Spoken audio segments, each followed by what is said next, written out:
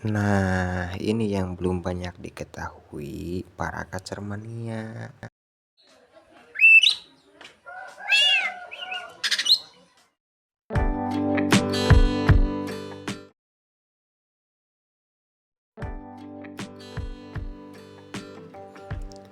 Assalamualaikum warahmatullahi wabarakatuh. Kita berjumpa kembali. Pastikan kalian tetap selalu sehat, selalu ceria, selalu gembira. Tentunya tidak kurang suatu apapun. Salam kacermania, kicau mania dimanapun berada, seluruh Nusantara Indonesia tercinta. Oke, gimana kalian? Masih lancar merokok, ngopi, nyusu? Kalau kalian masih lancar, semua berarti alhamdulillah. Berarti kalian masih rezekinya itu lancar, ya kan? Tapi kalau kalian ngerokok susah, ngopi juga susah, berarti rezekinya enggak tersendat-sendat. Berarti kita tuh harus lebih semangat lagi untuk berusaha. Kan seperti itu, ya kan? Jangan lupa selain kita berusaha, kita harus beribadah, kemudian kita harus berdoa. Kalau kita ngandelin tenaga kita sendiri, maka kita akan capek dalam melalui aktivitas kehidupan seperti sekarang ini. Nah, seperti biasa kalian siapkan dulu rokok dan kopi kalian. Yang ngeteh silahkan, yang itu silahkan, yang minum air putih juga saja, itu lebih bagus lagi. Ya kan? Yang penting gak memabukkan kalian. Kalau kalian gak semua berarti ya terserah kalian, ya kan? Bukan urusan saya. Ini saya akan membahas satu pembahasan yang menarik tentunya untuk kalian. Cara merawat burung kacer yang masih bahan supaya cepat gacor. Nah, banyak kan teman-teman yang pengen merawat burung kacer yang dari bahan. Ya tentu alasannya banyak sekali. Ada yang dananya kurang, kalau mau beli burung kacer yang memang sudah jadi tentu lebih mahal, ya kan? Ada dananya yang cukup saja untuk membeli burung kacer yang masih bahan. Kalau menurut aku ya nggak masalah. Namanya kantong orang kan berbeda-beda. Ada yang dalam, ada yang cetek, ya kan? Kalau seperti saya masih cetek mungkin.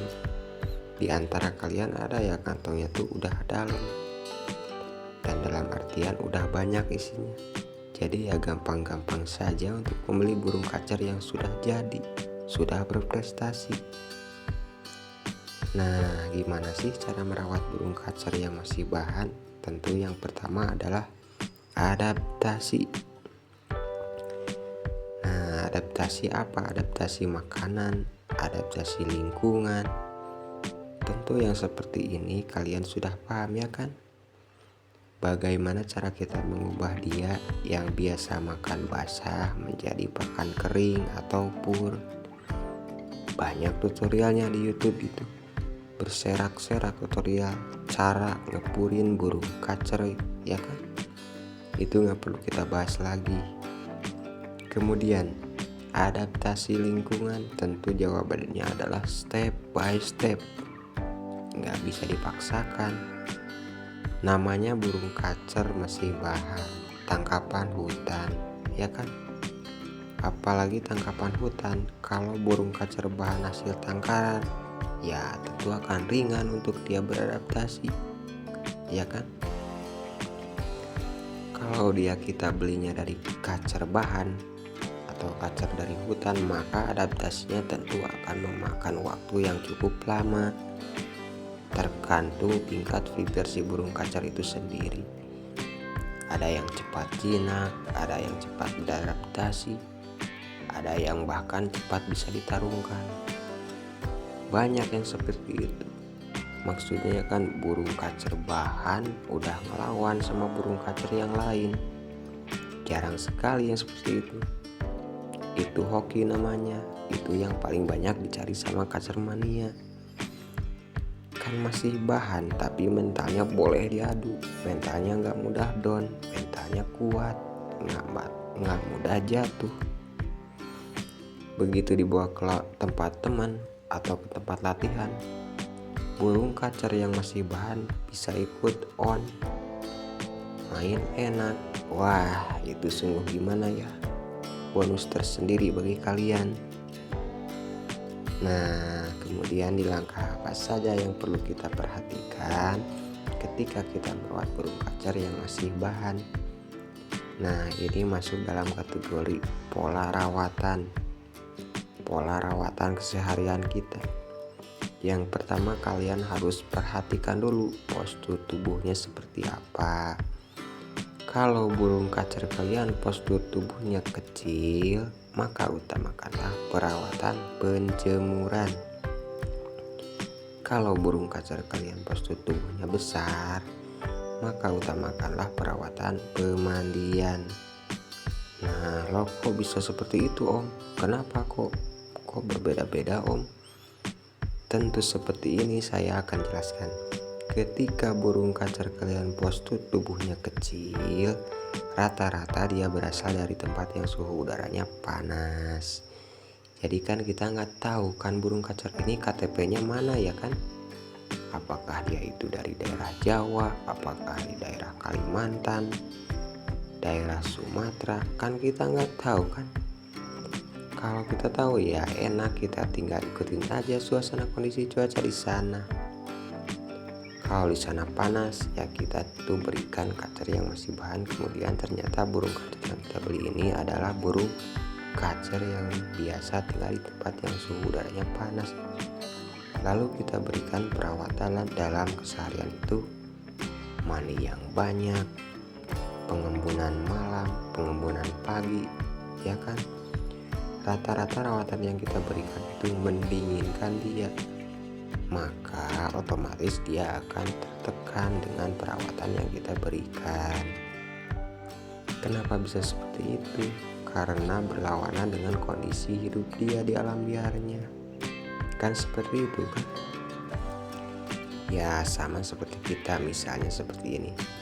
Saya biasa tinggal di tempat yang panas, kemudian saya pindah ke tempat yang kotanya itu suhu udaranya dingin sekali. Maka saya akan tertekan karena di luar kebiasaan saya. Dan seperti itu maka saya harus beradaptasi lagi, ya kan? Sudah beradaptasi dengan makanan, dengan lingkungan, beradaptasi dengan kondisi yang kita berikan, kondisi pemandian, padahal dia bisa hidup di tempat yang panas. Maka sudah bisa kalian bayangkan mengapa begitu banyak burung kacer yang sudah dirawat lama dari bahan itu tak kunjung gacor, bahkan selalu giras, gak pernah jinak. Banyak kan yang seperti itu. Salah satu penyebabnya adalah ketidaksesuaian antara yang dia butuhkan dan apa yang kita berikan untuk dia, ya kan? Jadi dia selalu tertekan, selalu berusaha untuk beradaptasi. Berakhir dengan yang namanya stres. Itulah mengapa bagaimana banyak burung kacer yang sudah dirawat lama dari bahan nggak pernah gacor, nggak pernah jinak, ya kan? Banyak sekali rentetan permasalahan. Penyebabnya apa? Jadi tidak sesuai tadi, tidak sesuai dengan perlakuan kita. Itulah mengapa banyak permasalahan setelah burung kacer ini dirawat lama. Ya obesitas, ya hilang feather, hilang semangat taruh. Jadi burung kacer ini kayaknya nggak pernah ada bagus-bagusnya di mata kita. Padahal perawatan yang kita berikan itu salah. Jadi yang salah itu siapa? Burungnya atau kitanya? Kemudian karena kita udah bosan ngerawat burung kacer ini, nggak kunjung gacor, nggak jinak-jinak, akhirnya kita bosan kan? Lama sekali ini burung kacer ini jinak, jadi gacor. Akhirnya kita mengambil keputusan untuk menjual dengan harga yang sangat murah. Padahal kita belinya dari bahan dirawat udah lama, dijual murah. Banyak sekali kerugian kita, ya kan? Rugi waktu, rugi dana. Kemudian kita jual ke tangan orang lain yang paham akan kondisi burung kacer kita. Dia sekali lihat saja untuk membuka semua, kemudian diberikan perawatan penjemuran rutin, minim pemandian, disertai dengan ekstra puding yang rendah. Ternyata burung kacer ini berubah. Yang tadinya di tangan kita masih tetap giras, nggak gacor-gacor. Ketika pindah ke tangan dia, burung kacer ini berubah jadi bagus ya. Dia bisa gacor, bisa narung ya kan, bisa ngobrak, bisa buka-buka ekor, konslet sendiri. Yang senang siapa? Ya dianya kan. Bisa beli murah, tinggal melanjutin perawatan atau mengubah perawatan yang salah saja. Nah, itulah yang disebut dengan ilmu pemahaman. Kalau kita sudah pegang ilmunya, tentu kita akan mudah dalam memberikan perawatan untuk burung kacer kita.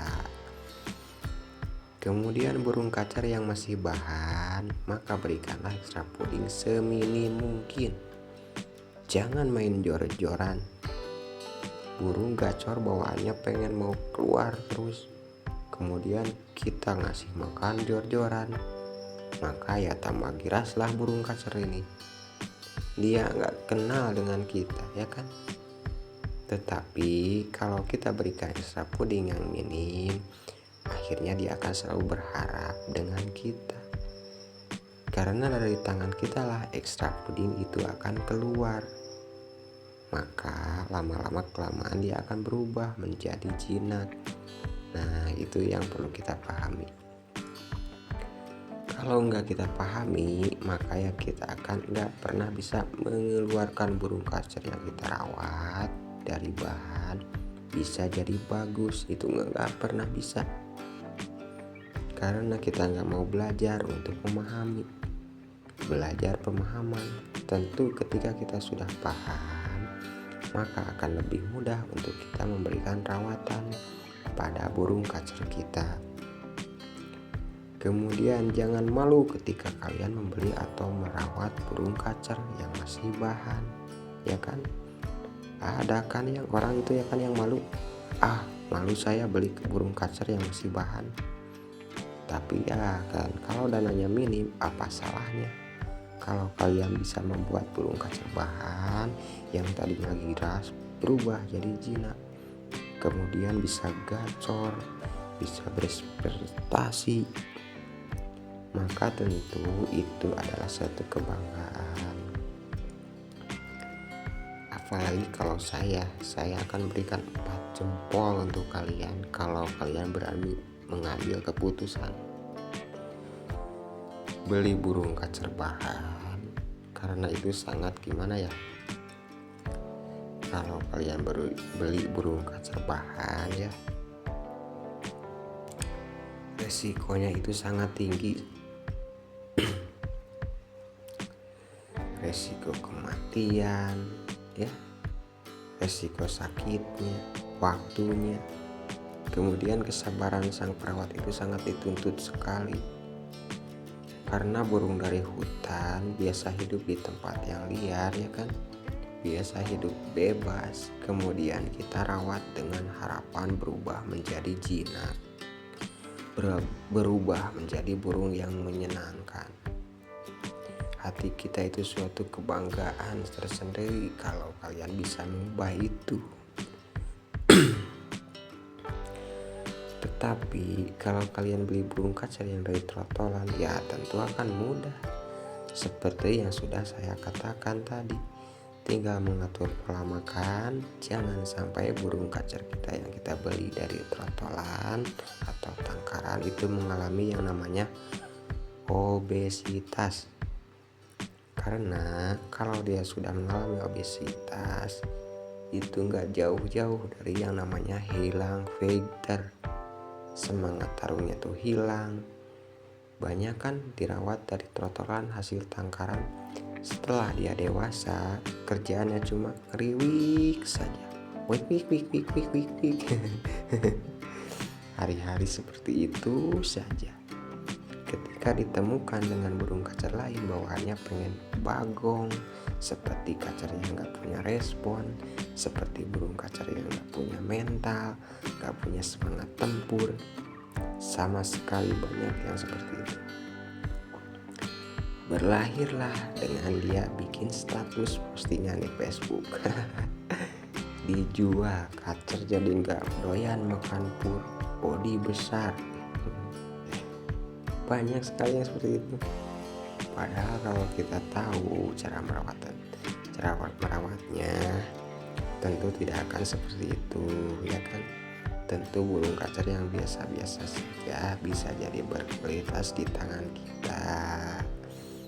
Nah, itu yang saya harapkan ketika saya memberikan pemahaman untuk kalian semua.